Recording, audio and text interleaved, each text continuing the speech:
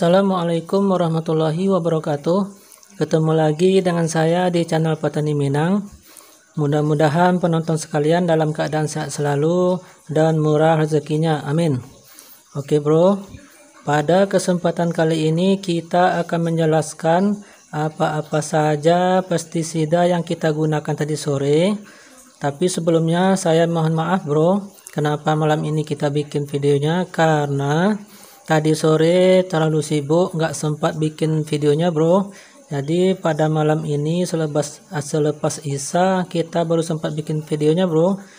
Nah, jadi pestisida yang kita gunakan tadi sore untuk usia melon kita yang sudah berusia 4 hari setelah tanam, hitungannya dari biji ya bro. Oke, jelas hitungannya dari biji. Bagi yang belum melihat video sebelumnya, silahkan cek di video sebelumnya. Usia melon kita sekarang sudah berusia 4 hari setelah tanam. Yang kita semprot tadi sore, yang fungsi kita menyemprot tadi sore adalah untuk mengendalikan hama penggerek batang seperti jangkrik.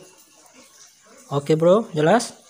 Jadi pestisida yang kita gunakan ialah ini bro, regen yang bahan aktifnya fipronil. Ini dari BAS, regen fipronil 50 gram per liter. Jadi ini yang kita gunakan tadi 10 ml per tangki 15 atau 16 liter air. Tangki elektrik itu bro, atau solo. Ini kita gunakan 10 ml. Jadi yang selanjutnya kita gunakan yaitu Biotogro. Ini bro, ini kita gunakan 30 ml per tangki 15 atau 16 liter air. Terus yang terakhir sendiri kita gunakan yaitu spreader. Ini penembus perata pembasah yang kita gunakan ini 10 ml per tangki. Oke bro, jelas. Kita ulangi lagi. Pestisida yang kita gunakan untuk penyemprotan pertama melon kita yang sudah berusia 4 hari setelah tanam. Yang pertama, merek dagang regen yang bahan aktifnya fipronil, kita gunakan 10 ml per tangki. Ini 10 ml per tangki ya bro. Terus yang kedua yaitu kita gunakan ini Biotogro. Ini kita gunakan 30 ml per tangki. Oke, yang terakhir sendiri yang kita gunakan yaitu merek dagang spreader. Ini perekat perata penembus bro. Yang kita gunakan ini 10 ml per tangki. Ini jelas. Jadi cuma tiga bahan ini saja yang kita gunakan bro penyemprotan pertama untuk melon kita yang sudah berusia 4 hari setelah tanam. Jadi kita akan bahas yang ini bro, regen ini. Ini saya khususkan baik dari tanaman cabai, melon ataupun tanaman sayuran lainnya. Ini andalan saya untuk mengendalikan hama jangkrik bro. Oke, jelas. Hama jangkrik kalau pakai regen ini tuntas berangkat. Dari pengalaman saya yang setelah saya gunakan metomil pun saya gunakan dulu sebelum menggunakan regen ini, agak kurang efektif bro, agak kurang manjur ya insektisidanya. Metomil ataupun merek dagangnya Lanat Biru ataupun merek dagangnya yang berbahan aktif kontak lainnya, saya sudah mencoba, kurang efektif bro.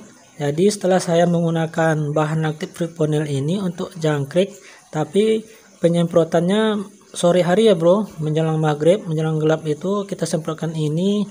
Alhamdulillah setelah kita aplikasikan ini untuk 2 kali musim tanam, ini sangat ampuh bro untuk mengendalikan jangkrik. Jadi semua hama jangkrik kita semprotkan tadi, besok pagi ataupun seharinya lagi kita akan sering kita menemukan bangkai-bangkai jangkrik bro yang sudah keras, mengering, yang sudah mati. Kalau metomil dahulu masih banyak tanaman kita yang baru tanam ataupun baru tumbuh masih digereknya bro. Jadi setelah kita gunakan regen ini semua jangkrik mabuk bro, tewas dia. Nah ini dia jurus jitu kita. Kalau tidak percaya silahkan dicoba. Tapi kini kita gunakan dosis rendah aja bro. 10 mili per tangki. Oke, jelas? Untuk hama jangkrik inilah rahasia kita, 10 mili per tangki. Mungkin penonton sekalian udah sering melihat bahan aktif ini atau merek dagang ini, tapi ini memang efektif sekali menurut saya, bro. Yang ini untuk jangkrik memang efektif sekali nih, tuntas. Kalau Metomil udah sering saya coba, masih kurang efektif. Disemprot sekarang, besoknya lagi masih ada serangan dari hama jangkriknya, bro. Dan kita tidak menemukan biasanya bangkai jangkrik itu. Kalau seandainya kita efektif menyemprotnya, dia pasti ditemukan bangkainya, bro. Setelah saya gunakan ini udah 2 kali musim tanam ini, belum yang kemarin dan belum sekarang.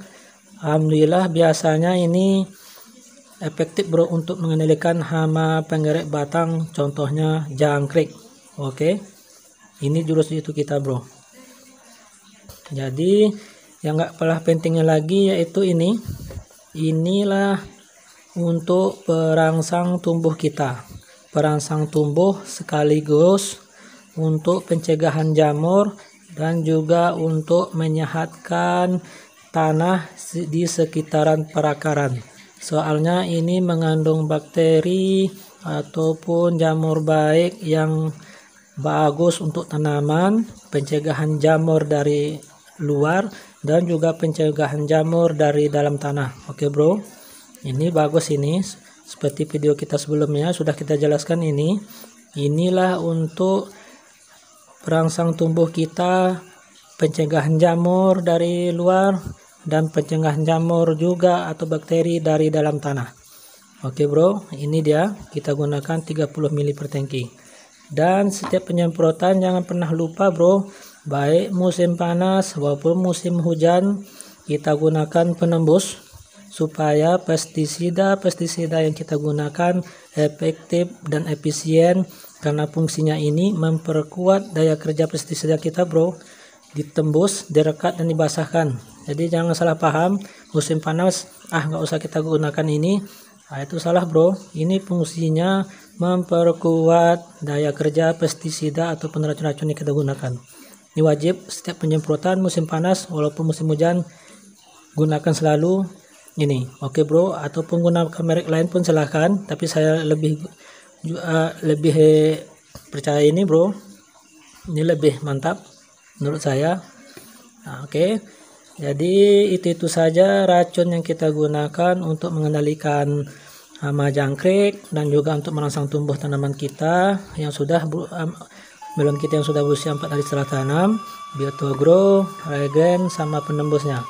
Oke, bro, kalau seandainya ada yang mau tanyakan atau kurang paham atau ragu, silahkan bertanya di kolom komentar. Insya Allah akan kita jawab satu persatu.